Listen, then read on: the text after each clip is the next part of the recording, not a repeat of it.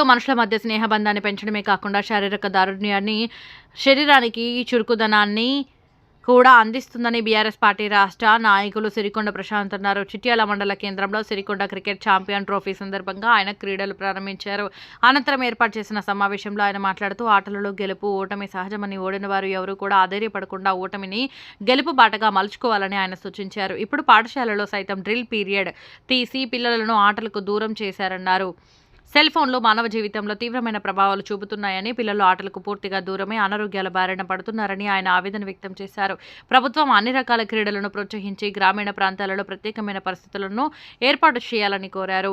ఇలాంటి సమయంలో చిట్యాల మండల కేంద్రంలో సిరికొండ క్రికెట్ ఛాంపియన్ ట్రోఫీ క్రీడలను ఏర్పాటు చేయడమో సంతోషకరమని నిర్వాహకులకు ఆయన అభినందనలు తెలియజేశారు. ఈ కార్యక్రమంలో చింతల రమేష్, ముదిరాజ్, జన్నె యుగేందర్, కోడెల రాజమల్లు, గురుకుంట్ల కిరణ్, ఉప్పుల కిరణ్, రాయిని, శ్రీకాంత్, కన్నెబోయిన అశోక్, కొత్త శ్రేణు, గొల్లపల్లి రాజు, చంద్రమౌళి, సంగా రాజేందర్, జక్కుల కిరణ్, బోయిని కిరణ్, తోటా సాగర్, మాసు రమేష్, కట్కూరి రాజేందర్, క్రీడల నిర్వాహకులు వేలుపుల రాజ్కుమార్, లెవెన్ బాబు, గడ్డం నితిన్ తదితరులు పాల్గొన్నారు.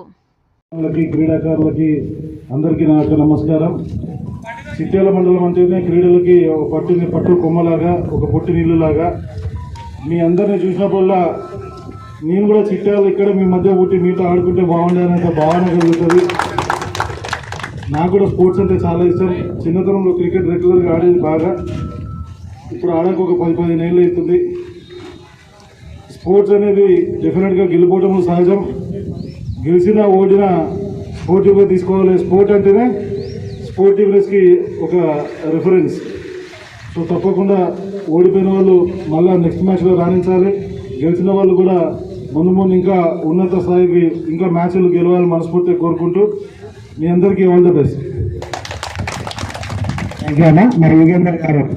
క్రీడాకారులకి అందరికీ నాకు నమస్కారం.